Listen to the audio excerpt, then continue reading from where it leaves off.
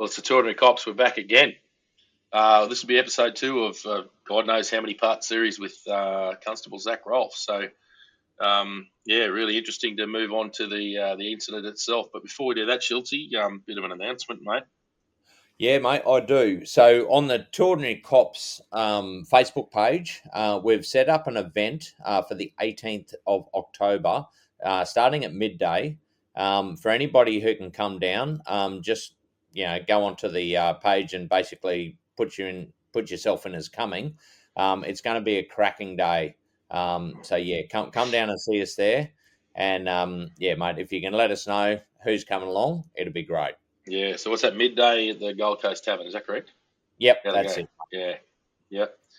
No, excellent. That should be a really good event. I'm looking forward to that. But, mate, we must move on. We've left a cliffhanger, which is unlike us. We normally close out the deal. But we're back with Zac Rolfe, episode 2, and I'm not going to stuff around. So, lead up to the incident in November 2019, the shooting occurred on a Saturday night on the 9th of November. But a week beforehand, I believe, a week or a week and a half beforehand, Kumanjayi Walker was finishing a sentence in Kapu, the drug and alcohol rehabilitation centre in Alice Springs. He'd been locked up for a number of property offences at this time. He had a previous criminal history for violence, domestic violence, some assault police, but this particular incident he was locked up for was just property offending. And I believe he only had 7 days left on his on his kind of like sentence of rehabilitation. So a week or a week and a half before the shooting, he'd cut his ankle bracelet off, he'd absconded from Kapu. And again, the narrative that's been pushed for the court is that he absconded from Kapu for the purpose of returning to Yuendumu to attend his grandfather's funeral. But there are witness statements from people closer to him. And again, I'm not going to name anyone, obviously, for a number of reasons. Again, with the cultural instances back home, we know that naming people can cause consequences.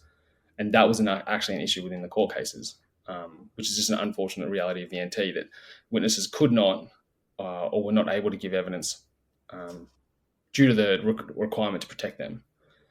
But that happens in many jobs across the NT for a number of domestic violence victims or domestic violence or witnesses to domestic violence. But either way, the evidence that was given, at the end of the day, the narrative that was pushed forward was that he escaped or absconded from Kapu for the purpose of returning to Yuendumu for his grandfather's funeral. There's other evidence that he absconded Kapu just because he was peer pressured from a number of young teenage girls.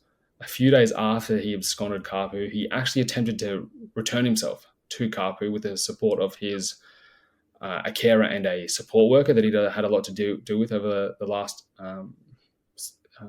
maybe 7 years. But for whatever reason, that wasn't able to be facilitated, at which point he returned to Yuendumu. So he's returned to Yuendumu and at this point of background, why this job became such a thing was that him and his partner at the time, a teenage girl, were members of the family safety framework because he was a high-risk domestic violence offender. So there was a plan in place between the NT police and a number of the women's safety organisations in the NT to actually remove her from the NT with another family member down to Adelaide for her own safety. That plan hadn't been enacted yet. So it immediately, I guess, heightened the risk because at this time, the initial fear from the organisations, from the NT police, were for his partner due to the history. So yes, there was now a warrant out for his arrest due to absconding Kapu, but I'm pretty sure that if he was arrested or handed himself in, all he would have done was serve his final 7 days. It really, that part of the offending was not major. There was more fear for the partner. So anyway, on the Wednesday night, the local members in Yuendumu, where he'd returned, had got intel that he had returned. They attended the house in question, where the family kind of like showed them to the back room where Kumanjayi was behind a locked door with his partner.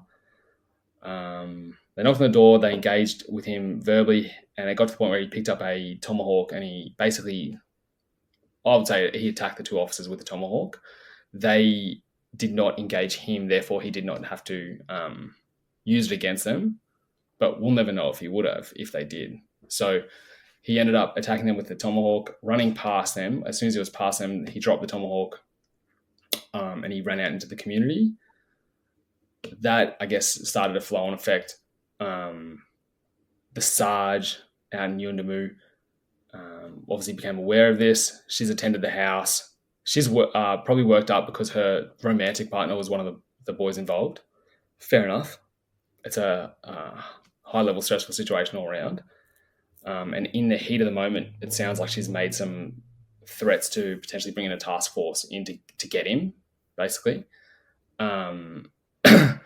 The family have then made a statement that in response to this, they have engaged, and this is all comes out afterwards, they've then engaged Kumanjayi, told Kumanjayi about the conversation with the Sarge, and basically encouraged him to stay on the run and not to assist police.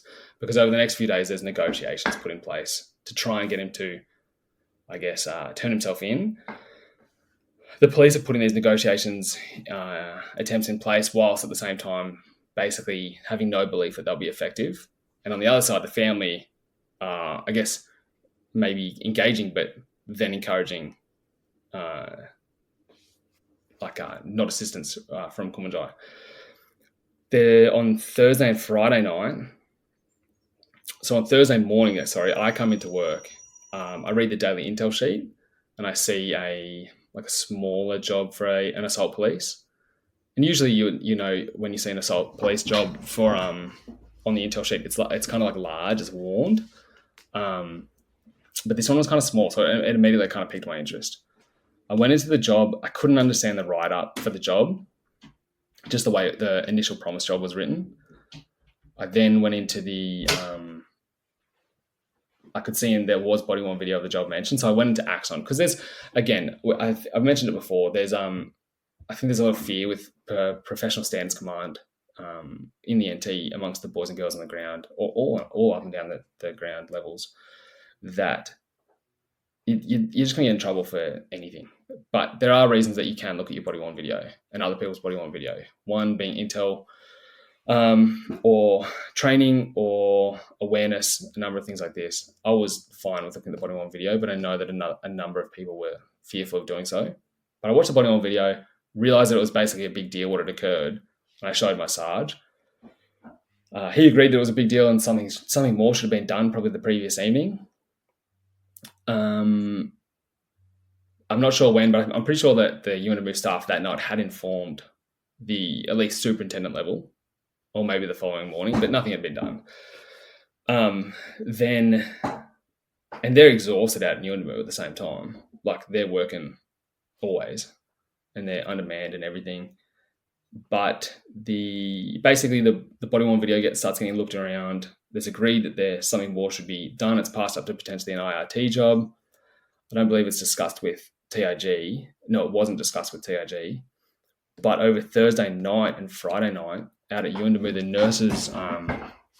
nurses' quarters out there have a number of attempted break-ins while the nurses are inside, and while the nurses are obviously inside. So, like, for example, lights on, TV's on, woman inside, someone's trying to break into their accommodation. So my thought with my history as a police officer, I'm sure it's a lot of the other police officers' thoughts, is this is no longer a potential break-in, but it's more likely a potential sexual assault, rape that's wanting to be done.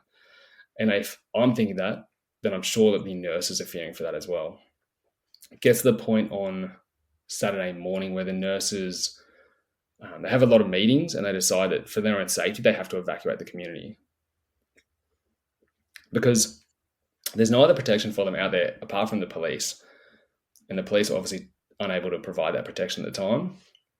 The police believed at the time that Kumanjayi had a history of utilising young members of the community to assist him in doing break-and-enters and do jobs like this. And they believed that he was responsible for these attempt break-ins. So either way, Saturday morning comes around, the nurses evacuate. So now like the situation's getting extremely dire. So my view was always as soon as we got called in, so Saturday at 2:30 p.m, because I was supposed to be on an evening shift in Alice starting at 3 p.m. I was just about to come into work anyway, but at 2:30 I get a call from the an IRT member who was doing another job at the time, but he'd been engaged to group us all up. Then myself and 3 other IRT members were going to go out to Yuendumu that arvo with a dog handler in order to arrest Kumanjayi. And once we get in, obviously, we had a little intel brief, basically, that we've got no intel, that we'd get some once we get out there. But we got told that the nurses had evacuated. So my view, same as over the last couple of days, was that if something occurs like this, you should deal with it straight away. We now waited to the point where now there was no medical aid out in the community. So it's not a good situation to be in. And there was no option, at least that I could, as a constable, organise for a medical team to come out with us and assist us. Ideally, in an ideal world, you would take an ambo out, but they're different departments. St John's is completely separate from us. So I'm sure it's doable, and it's probably one of the things that could have been talked about in the coronial, but I'm sure that it wasn't. But either way, we're now going out to a community that, regardless of whatever happens with us, the community now has no medical aid within it. So we start driving out to Yuendumu. Yuendumu is about a 3-hour drive, about 300 k's, mostly dirt road from Alice. Myself, the dog handler had gotten out there prior to us. He just got to the station earlier and he'd left earlier. Myself and my partner for the night, we'd gotten out there at about, maybe if we left at 3, we got there a bit after 6. The other 2 IRT members were about 2 hours behind us. We got out there. I spoke to the sergeant involved. The dog handler out there was currently, he was already driving around community, doing a bit of his own recce, because I think out of the 4 IRT guys and the 1 dog handler, I think only one of the IRT guys had actually been in Yuendumu before. So none of us really had any other idea about the community. But we get out there. There was the Sarge, her partner, who was writing up his statement about the accident for the night before. And there was another police officer who was on a bush rotation scheme. So he would go around different bush communities and basically fill in where they needed it. So he was there as well. We got out there and we asked what the go was, what our plan was, because we'd been given the mission to arrest Kumanjayi. The Sarge told us that she basically had no intel, but she would prefer us to arrest him at 5 a.m. And we'd gotten out there, we got out there at 6 p.m. and we're just supposed to start shift. So then we go, I asked her where was he going to be at 5 a.m. And she just said she has no idea where he's going to be. So I kind of said that because it was me and one of the IRT guys out there first. But I believe I was the longest serving IRT member that was out there, although I was basically the most junior. The guy with me, he joined up about a month after me, but I think he was in his late 30s. But I was the longest serving IRT member. So I basically talked to the Sarge and informed her how in this situation IRT would generally operate. We generally operate with the bush station. We'd go out into the community, introduce ourselves to the community, because again, we're 3 days post-event now. So it's a really non-hostile environment. The event's far from over. The event happened a long time ago and we can't go in kicking in doors and putting people on the ground. So we will generally introduce ourselves to the community, tell them who we are and why we're there. Basically say, hey, we're going to work around the clock. And then we know that at some point because the community will be helping, or they'll have knowledge of where the offender is or hiding. You'll generally have assistance. And this has happened. We've done this time and time again. And we'll just work around the clock and basically out-endure. And at some point, someone will get sick of us and go, boom, he's here. We're sick of it. He's here. Go get him. Or they'll hand him in, which has happened before as well. And she kind of said at the time, like, yeah, good plan. So our plan kind of changed at that point. And again, there's discrepancies in the version of events and the evidence, and I'm happy to talk about it. But in this kind of like setting, it's probably not right to shit talk because we're all NT coppers. So this is just my recollection. Others are going to have different recollections, but this is my recollection, and I can base it off the evidence that I have to support it. But that's probably for the next episode when we start going into the trial and the investigation. So we have a discussion where we're going to go into the community, we're going to introduce ourselves, tell the community why we're there, and basically, ideally, start gaining some intel. Our main goal, still in my mind, because the mission we were given was to arrest Walker. The secondary goal was to arrest him at 5 a.m. if we could. But we also knew that in any community, as soon as we, as newcomers into that community, step outside of the police station, we're very noticeable, and the whole community will know very soon that there's a new unit in town. So as soon as we step out, yes, we might be gaining intel, but we're also burning ourselves at the same time, even without knowing what had gone on in the following days, in the days previous, sorry.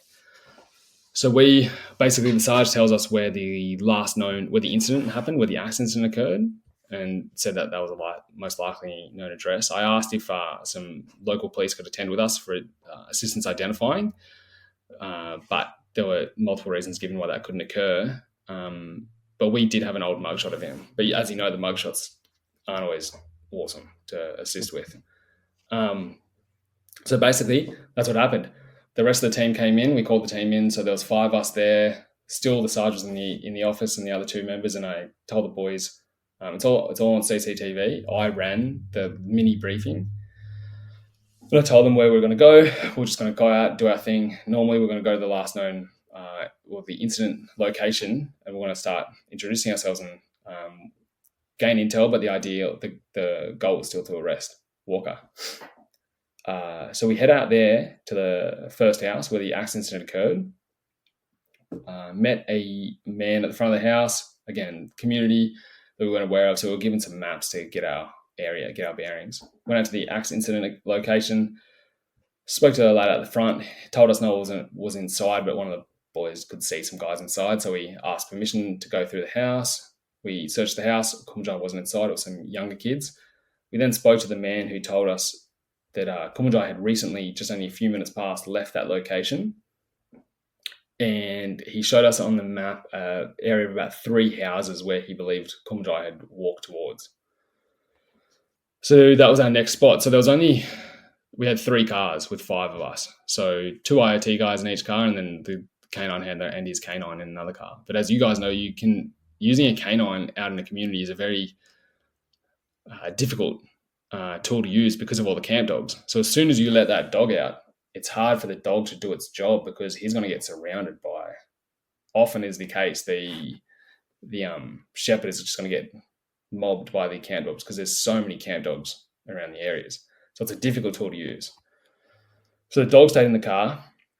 We went to this area of 3 houses, which were basically in one group, and we didn't have enough, obviously, to do a cordon, so we utilized the cars as kind of spotting, like on each point.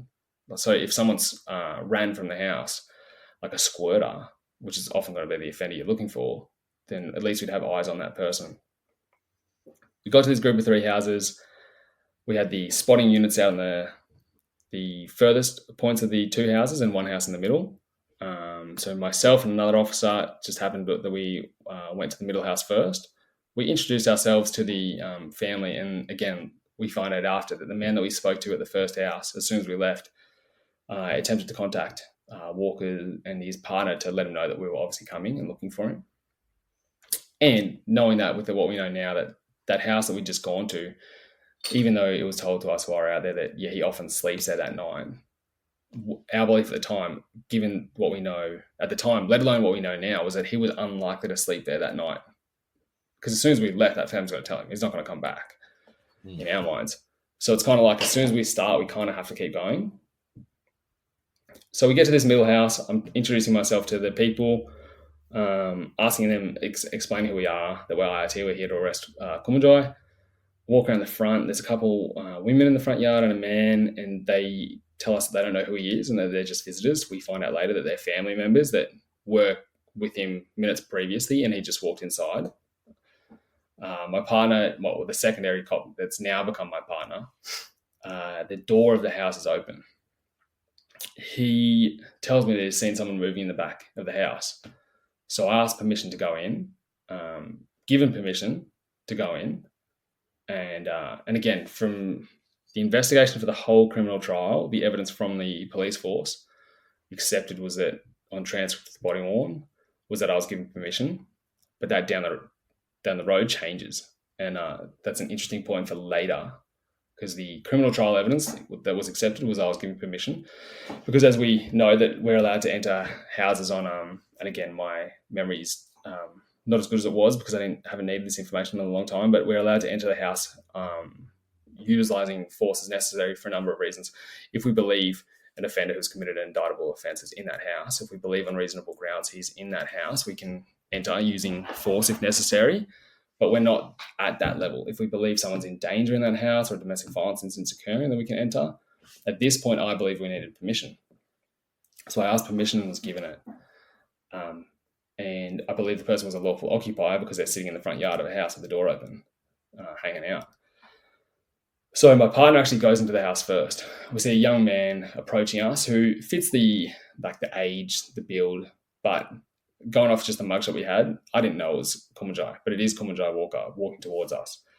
And again, there's a level of complacency in the NT policing. I'll admit it. My level of complacency was there. I was complacent in that incident, but my training allowed me to counter that level of complacency, which is a good thing. So the man approaches us. He gives us a false name. I'm talking to him exceptionally calmly because I'm doing in my view, what the NT police want us to do, which is the soft approach. Gentle, polite, respectful.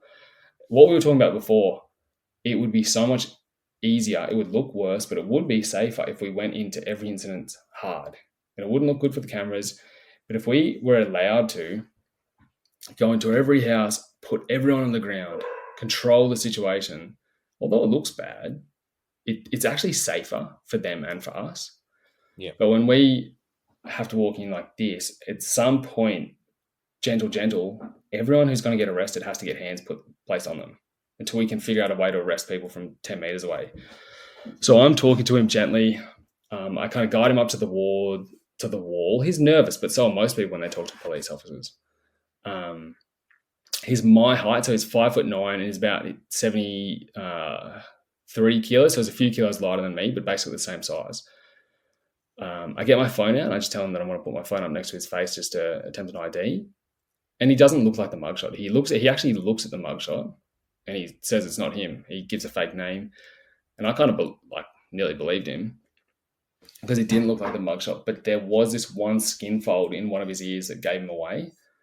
So at that point I knew it was him. I put my phone away and I just gently tell him, it's all good, mate. Keep your breaths calm, something similar. Turn around and put your arms behind your back. And that's when it all blew up to like 100k an hour. What I hadn't noticed at the time, and this is where my complacency comes in, that Walker had been putting his right hand in and out of his pocket of his shorts or his pants, what he was wearing, but he'd been putting his hand in and out of his pocket. And as we all know, you should stop that from occurring. But I was focused up and not down. And that's my bad. But immediately, nearly, Walker starts striking me. He struck me a number of times on the top of the head and the shoulder. And my immediate reaction from all my years of training was to raise my left shoulder to protect my neck and my chin and raise my left hand and forearm to protect my head. After a number of strikes, maybe 3 strikes, I realized that he was like hammer fisting me or hammer striking me rather than punching me with his knuckles. And I thought that was strange. So that's when I looked at his hand and saw the blade protruding under his fist, about 2.5 inches, the metal blade. All I knew was that there was a metal blade that it was protruding from his fist and that he was stabbing me, and he now had a lethal weapon. So I knew in my head this has gone from a fight to a life and death situation. He stabbed me in the shoulder, which was an exceptionally minor wound, luckily for me, but it hit the bone, which is, again, if that blade had hit the meat, the blade would have protruded 2.5 inches. And if you look at you've got a artery under your collarbone, you've got an artery in your neck. If that hits any of those areas, you're done. There is no saving you. So he stabs me in the shoulder. He's attempted to stab me a couple times in the head. I have a number of cuts on my forearm from where he's cut my forearm from the strikes. I jab him with my left fist and I step back and pull my Glock. And his left hand was on my Glock at the time. I step back, pull my Glock, but at this point he kind of focused on my partner more than me, and he started trying to stab my partner.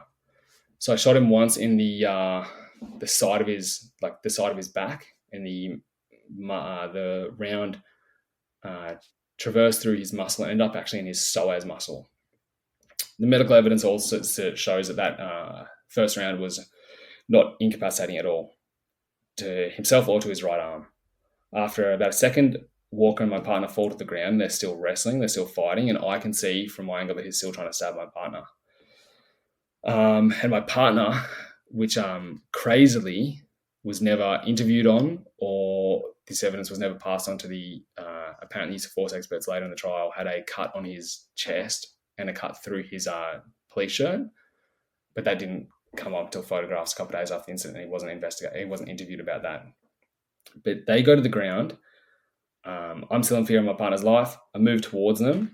I put because the situation they're in, my partner kind of was attempting to put him in a headlock on the ground, which meant my partner's body was actually in front of Walker's body.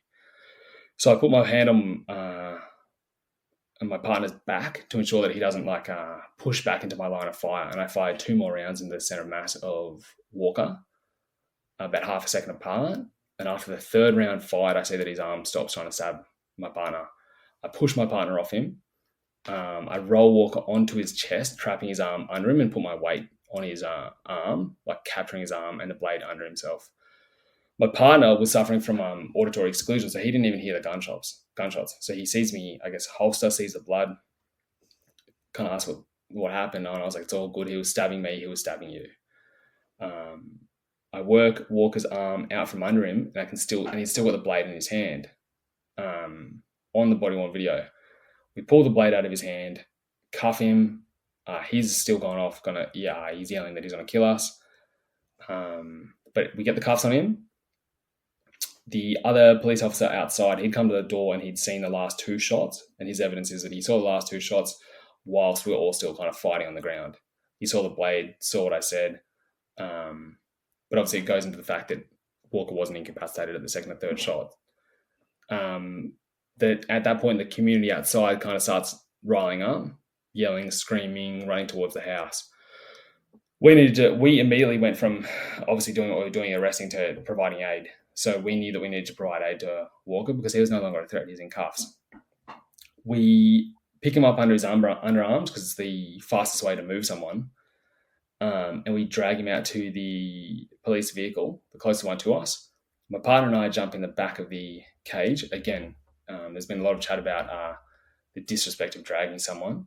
In the army, if someone was wounded, we would drag someone the exact same. We would drag our mates the exact same. It's the fastest way to get someone out of danger is to pick them up by under their arms, or if you're by yourself, by their vest or their armor, and drag them. People can say that it's just as fast to pick them up in a different way. It's not. Show me. And it's not disrespectful. We're trying to provide aid as quick as possible. We get him in the cage. We start driving back to the police station because the nurses have gone. There's nowhere else to go. While the first thing we do on the stage is, because obviously I've got fear for my partner, I do a head-to-toe sweep of him to make sure he hasn't been stabbed badly and just doesn't feel it because of the adrenaline. So do a head-to-toe sweep of him, do a head-to-toe sweep of me, find no major wounds. At that point, Walker has still got enough energy in him that he could still be a threat if he was aggressive towards us. So the first thing we do is actually searching for further weapons. Once we identify that he has no weapons on him, we uncuff him and I strip him down to his undies so I can start the medical assessment as soon as possible. We get back to the station, and I knew from the wounds that he had, the most likely injuries, what they were, that he would soon to be suffering from a tension pneumothorax and a hemothorax. So the air would be filling the lung cavity and slowly crushing 1 or 2 of his lungs. At the same time, the blood would be filling up the lung cavity as well, or the lungs, just from what the wounds were looking like, and that was confirmed later. But all we could do with the kit that we had at the time was to provide a sort of bandage that would ideally allow the air out of the lung cavity when he would breathe in and out, but not allow any excess air into the bullet wound which would then cause the crushing of the lungs. We didn't have any, because again, with the NT police, I don't think they've changed now. You could probably get for $15 a chest seal, like a proper chest seal bandage that would do that ideally. Again, another thing that could have been brought up in the coronial DUI, it's the easiest, stick it on the hole, job done. $15 per kit, really good bit of kit, and that would have assisted Dad perfectly. We didn't have that, so we're doing it with the random bits of first aid kit that we have out there. And we took him into the cells in the police station because it was actually because it was the cleanest part of the police station. Because out there, all you had in the Yuendumu police station was the cells, which were cleaned, or the office, where everyone worked, which was not clean. So I took him in the cells to start doing the work. While I was out of the boys there, I had probably the highest medical training from the army, from some private training I'd done over in South Africa. There was another guy from the army there who was really well qualified as well. The only thing that we could have done, which we were probably not, which I would not have been willing to do, would have been to, attempt to puncture the lung to let some air out. We didn't have the right kit to do that. Probably if it's your best mates and you are, they're not going to sue you or there's not going to be any repercussions, you might try that, but we weren't going to try that in this situation. But again, there's some levels of training that can be done to upskill people at a combat medic level that perhaps that's a good thing that police could be trained to do.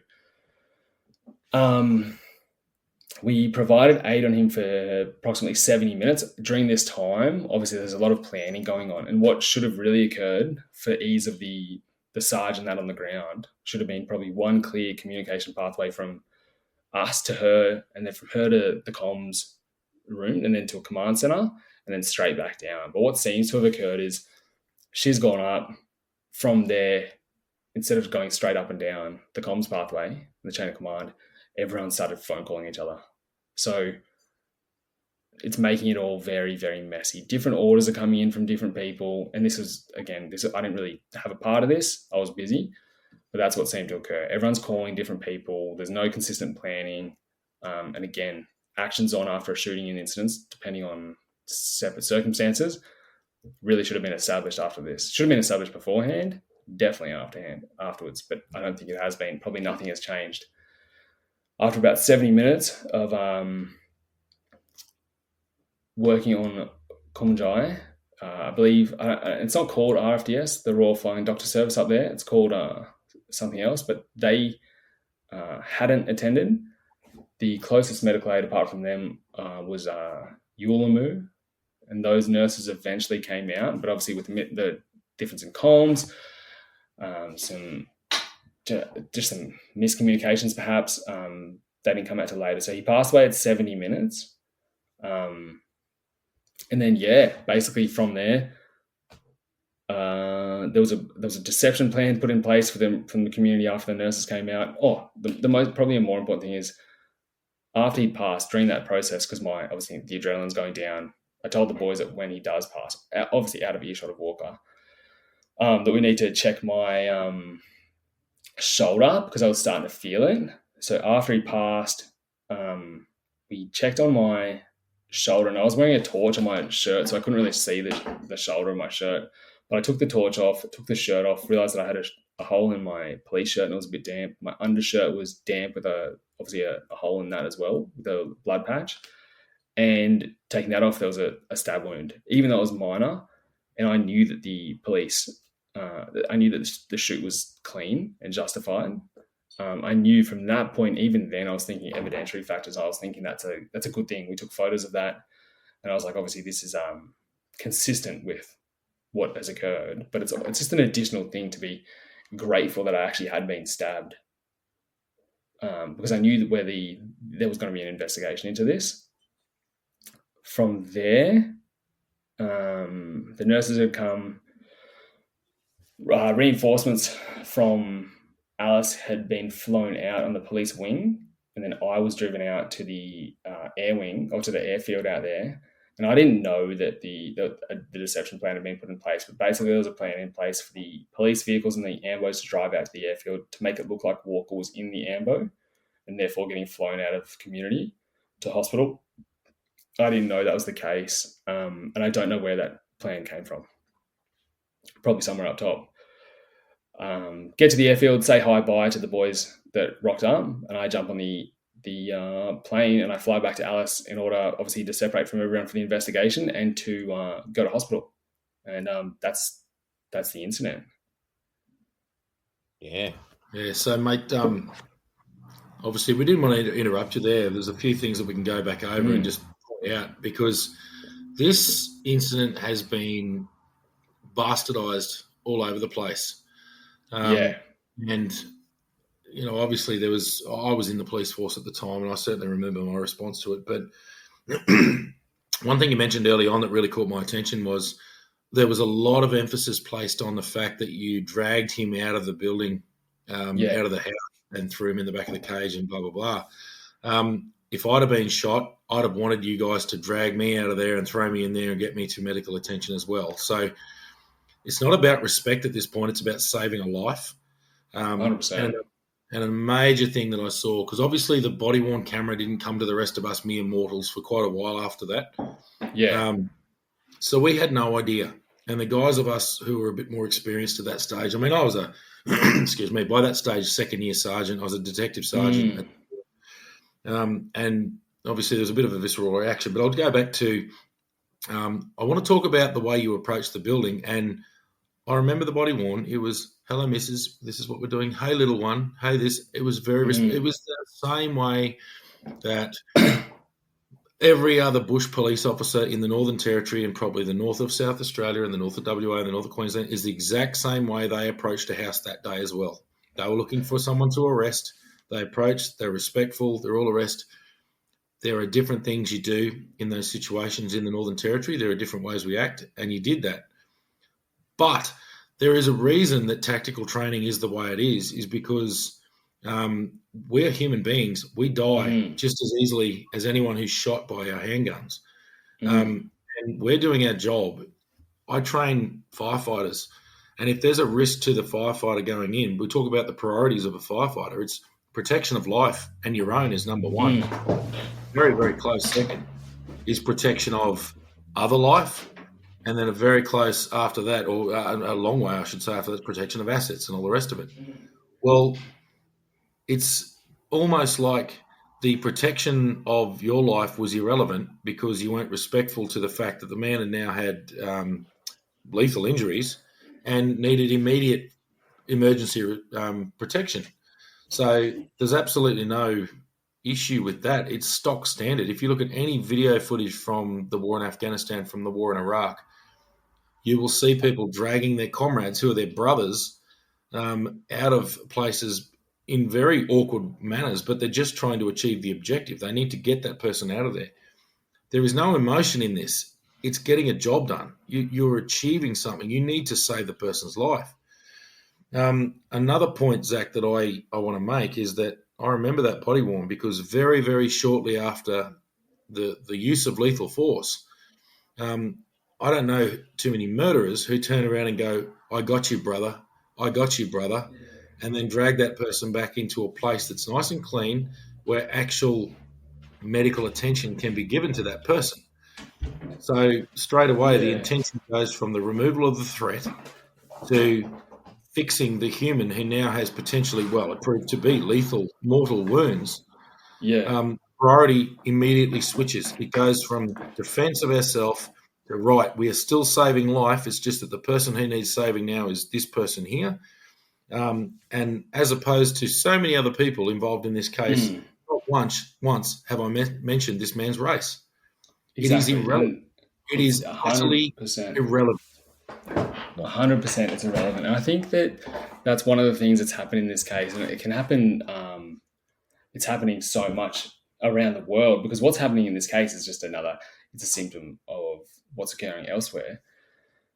But the things on body-worn video, the things on the footage, even though we're seeing exactly what's happening, not exactly what we're seeing, what's occurring in front of us, there are like nearly lies being told about it. For example, the boys that went to the axe incident, and this is a normal human reaction. And I say this the whole time, and people kind of nearly in the cases have said that I'm being disrespectful or having a crack, but they reacted in a normal human reaction, which was we have fight, flight, freeze posture. Yep. They had a flight and a freeze response. And guess what? Like, that's okay. Everything was fine that day, but they had a flight and a freeze response. We see it on the body worn video, and they admitted to it. But then at some point, the narrative starts changing for whatever reasons it does, and that becomes a incident where they're saying, not them particularly, but the police and the DPP and the coronial was that was a critical decision made. That was a tactical disengagement. That's perfect training, and it's not. And if we can actually take responsibility of our own actions, then we can start improving them. But if we deny it, then we can't improve it. The same case with the body worn video of me going into the house. I was exceptionally respectful that day, and you know what? That was the first job of my day. And I think we can all say, as police officers, the first job of the day, you're going to probably be your most polite. And then as the day drags on, your bucket's going to start emptying. But that was the first job of my day, and I was exceptionally polite. And I do care about people regardless of their race. I actually care. I wanted to be a cop to help people. I've been painted as like a violent police officer, but that's because they looked at my use of force only. But the body worn video that I look at, because I remember the first time I saw my body worn video, and I was thinking, even though I know, and this was weeks after the event, but I was like, even though I know what has occurred, I wonder what the body worn looks like, because I could be looking left when something's happening to my right, kind of thing. And I remember seeing that footage as well and just being like, whoa, like I was polite that day. I was respectful. I was doing what I was supposed to be doing. And then with Walker, it was nothing personal. It was nothing about race. And as soon as and that's the thing, one of the probably the positives with having such experience that we have had, that when someone attacks you, when someone tries to kill you, you don't even need to take it personally. It's just it's just part of the job. There was no anger. As soon as he stabbed me, as soon as he was no longer a threat, there was no anger. That was just a job done. Now he's a human. He's no longer a threat. He's a subject that needs to be looked after. And yeah, exactly. I call him brother, and I spent 70 minutes treating him with as much respect and gave him as much aid as I could. But you can look at the whole body worn footage, and the story that comes out of that is that, they say that I went in there gung-ho, and obviously that the narrative that the police themselves pushed was that I shot Walker due to my racism. And that's from the NT police. That's from our bosses. So they made it messy. They made it very messy. Mate, one thing that happened, I'll just go through my experience of that and what happened very shortly after. I'm not going to take up much time, but when the shooting occurred, or shortly thereafter, I was at home and I'd heard about it. And I went, "Oh, okay, shooting in Yuendumu, yep." So I just thought I'd follow up. It's like, oh, it's an unusual thing. The Northern Territory, yeah. I tell you what, that is down to amazing restraint and excellent work by a lot of police. That there aren't a lot more shootings in the Northern Territory. The number of times me and Chilty and yourself and every other copper who's been out in the shit has been in a situation that would be technically justified in using lethal force quite high. However, it wasn't so much the notification. I just went, oh, okay, right, yep, we'll probably do. We've had a shooting in Yuendumu. All right, no worries. I didn't know anything more. In the following days, I followed up because I'm a detective sergeant in Darwin. I'm in charge of people. They're very curious, so I need to find out what's going on. Obviously, I'd worked previously, only 2 years prior. I'd moved up to Darwin from Alice, and I still knew plenty of people down there. I rang one of my local mates. He's been on the show. I can name him, Swifty. I rang Swifty and said, "Mate, what's going on?" And he goes, "No, it looks okay, mate. It's a bit of a showdown here. It's bloody not a real good outcome, but it looks like Zachy's done all right. It's no trouble. He's going to be right.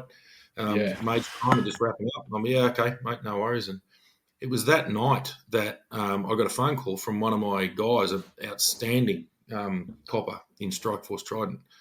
He's rung me and gone, "Mate, Zac Rolfe's in custody for murder." And I went, "No, he's not, mate. I just got off the phone from Swifty." And he cut me off. He goes, "Mate, I am in the watch house. I'm looking at the screen. I'm telling you, Zac Rolfe is in custody, 137 for murder." 137, for those who don't listening along, is just a provision where people are held in what we call investigatory detention, and the offence was murder. And I immediately went, shit, like, all right. And the guys, they were then sort of saying things like, mate, our guns are staying off. We're not going back on the road. This is bullshit. We heard it was a clean shoot. And I said, boys, I need you to put your guns back on. I need you to do it. You're still working. My guys in Trident work high-risk jobs as well. They're chasing offenders in stolen vehicles, edge weapons everywhere, armed robbery suspects, all night, flat out, very, very busy. I'm at home off duty, but I'm going to be on deck in the morning, and I'm saying, boys, I need you to calm down. I need you to do this. And don't get me wrong, I had a response as well. It's like, this is bullshit. I then calmed down and said, you got to be the sergeant. I remember I also went, I know major crime. No one this would have gone as a coronial investigation. Something must have gone catastrophically wrong. This young bloke must have done something really loose. This shooting there must be some kind of problem with it. And I thought, no, look, I've got to play devil's advocate to my guys, and I've got to keep them on the road. And I remember thinking, something must have gone wrong. And I gave them a scenario, and mate, I know it was you who was there, but I just need to give a scenario. I said, all right, so, okay, we got a clean shooting. Guy goes to the ground and he pulls his gun over the top and says, teach you to stab me, you bastard. Bang. What's that? Yeah. That's murder. All right, so straight away I thought, who knows? And I said, I don't know. None of us have seen the footage. None of us were there. We need to wait.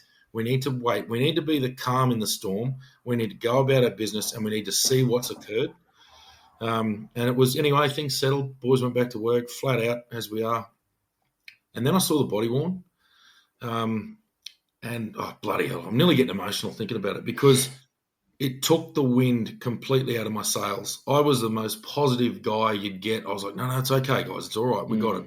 We're sweet. It's a hard job. We know it's a hard job. And I thought, the job's hard enough. That should have been a training video, was my first thought. And I mean, that could be controversial. I don't really care what people think, because I watched that. 100%. By this stage, I'm a 14-year detective sergeant. I'm not exactly the new kid on the block. I like to think I'm a shit. I watched that video and went, what has happened? What has gone on with my beloved police force? Like, we do some brutally hard things. Our guys get injured all the time. We are kind when no other human on earth would be kind. We put up with abuse that no other human on earth would put up with. We sustain injuries at work that we laugh about and move on. We cop injuries at work, mid-shift, bleeding, cover them up with a bandage, give each other a high five and get back to work. No other workplace is expected to ever do that. You've got to remember the people wearing that uniform or not wearing that uniform are people. They're human beings in a workplace. So it just took all my positivity and all that. It just stopped being there. I remember thinking, I'm not into this shit anymore. Like, if we're going to put ourselves on the line all the time for this, I expect to be treated better when we're doing exactly what we've been trained to do. But not just what we've been trained to do. I would say, in this instance, far beyond what we're trained to do. Realistically, what would happen in a shooting in a perfect world is a major centre, enormous backup would turn up, everyone's separated, blah, blah, blah. We do it, everything's seized, it's forensics, we have a crime scene, we do this, we do that. Obviously, there is immediately what we call a prima facie case. So if I'm going to arrest someone for murder, I need a prima facie case of all of the points of proof of murder. I need to prove mens rea, actus reus. That means guilty mind, guilty act. It's all laid out in legislation. This is not a legislation lesson. I need to prove an intention to kill or cause serious harm, and I need to prove the person who did that. I need to prove the intention. I need to prove that the act occurred by the person who did that, and I then need to prove that that matter was unlawful. And I would have stated straight away, the prima facie, a Latin term for on the face of it, is that it is this is a lawful incident. However, I'm just a policeman. It's going to be passed through a judiciary. And my initial thought was, of course, there will be a coronial inquest, and that coronial inquest will make recommendations as to what should occur. A well-trained detective in a major crime squad could look at that matter and go, right, we have a shooting, we have this, we have that. Our recommendation is this. It's going to go to a coronial inquest. We are the authority at this point still in charge of this matter. and we're going to inform the coroner of this matter with our input as the statutory authority at that point in time who prosecutes people. We inform the DPP or the Director of Public Prosecutions when we believe an offence may have been committed. At that point, I don't think that box had been ticked. I don't think I would have thought that an offence would have been committed. I'm not saying this as I'm on your team, I'm on that team. I'm sorry, investigator, mate. I don't know you. I would have turned up and just investigated that shit. And if you'd have done the wrong thing, that would have been it. Exactly. But my mind was not there. Sorry, Zach, you go. No, sorry, I'm sorry to interrupt, but I think because what you're saying is completely fair, and the investigators that were sent down, the initial major crime investigators that were sent down from Darwin that didn't know me, that this was their job to handle, they had the exact same opinion as you, and they were actually ordered to arrest me if I was to leave Alice, and they refused to. So your opinion is in no way outlandish, and going into that deeper is probably really good for the next episode. But I kind of like appreciate your words about the job beforehand, and I think which your response was actually more, in a way, more normal than people, because people think it was a very polarizing incident, and it is now. But I think at the time everyone had that default to truth where you believe what you're being told is the truth because that's just how society works. Generally, you believe it, especially if it comes from a source that should be trusted, such as the police force. So before any of the body worn was released or anything like that, I think there was a large opinion within the Northern Territory, within Australia, that, hey, not only have I been arrested for murder after it's been videotaped, then the police commissioner actually comes out and he says, he kind of backs it. He's like, no, like, I back this investigation. I believe it's going to be successful, like, processed through court. So the information that's coming out is that you should be able to trust that information. So the people that knew me, because again, I knew a lot of the Alice Springs station.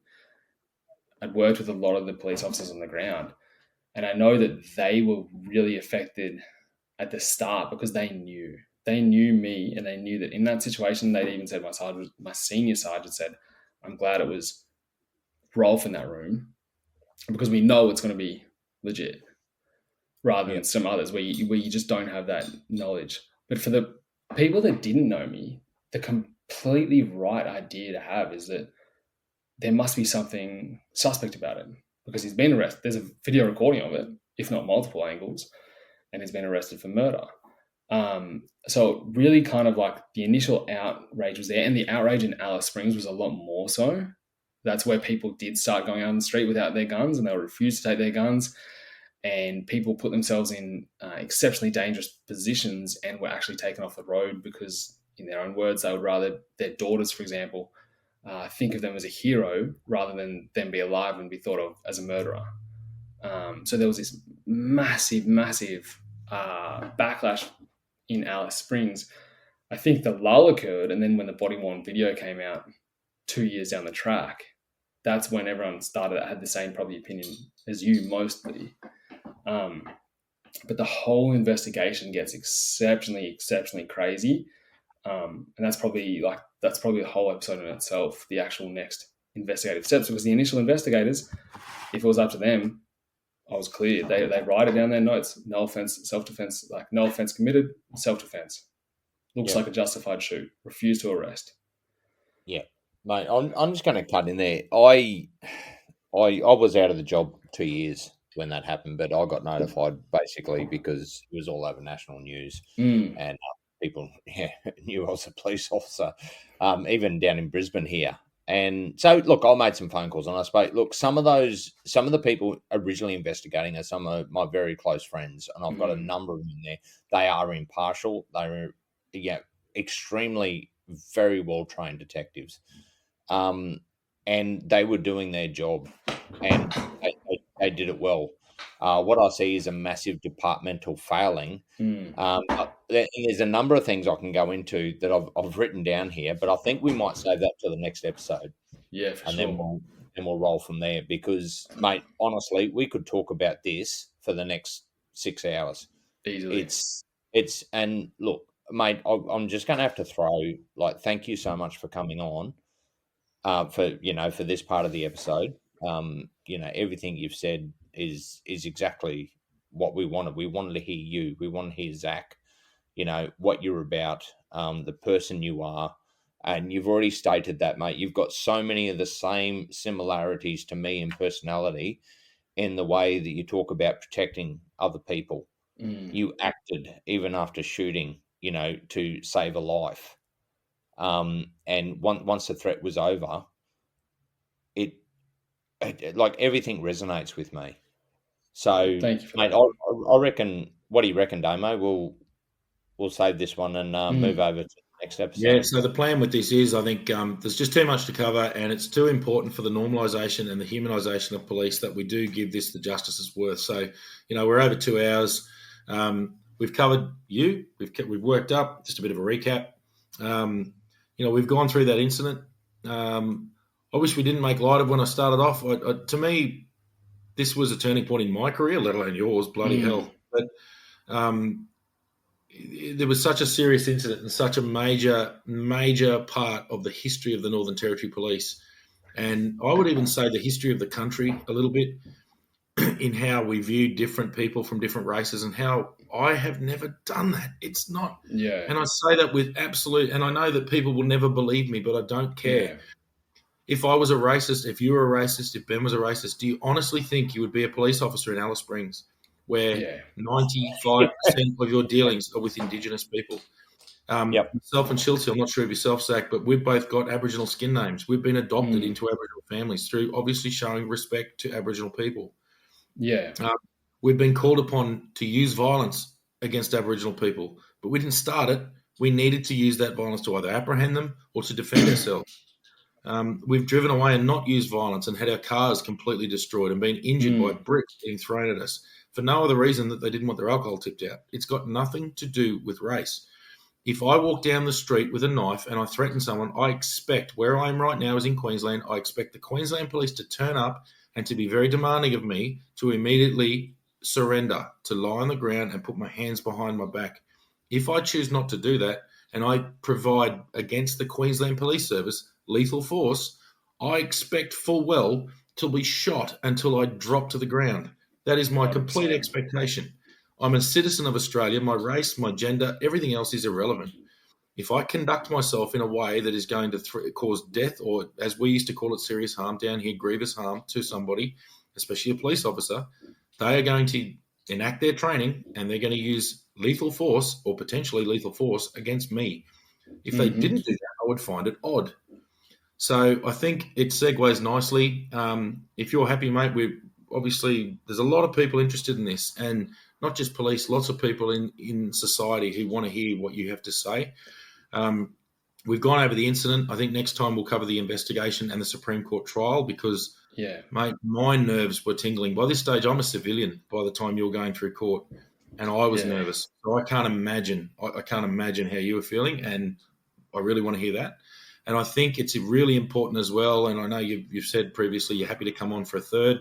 I think we need to give the coronial investigate or the coronial inquest an episode as well. So I think we'll end it there. For anyone listening along, obviously this is a pretty important, pretty pivotal point for the two ordinary cops because this has been in the back of our minds for a long time. That this is something that affected our careers. Schulte was out, but still affected him. I was in. I would say it was one of the reasons I was happy to leave when I did. And mate, we appreciate your time. We really do. Hey, thank you guys so much. No, that's not a problem, mate. And look, when we finish this, just stay on. We'll have a bit of a chat. Definitely. We're gonna let Riverside catch up to the uploading. But mate, again, thank you. And for everybody out there, keep listening because it's going to get a whole lot better. And again, Zac, thank you, mate. It's been an honour actually talking to you. So. Thank you, brother. Two Ordinary Cops signing off for another week and come back next week. We'll continue this series. All right. See you then.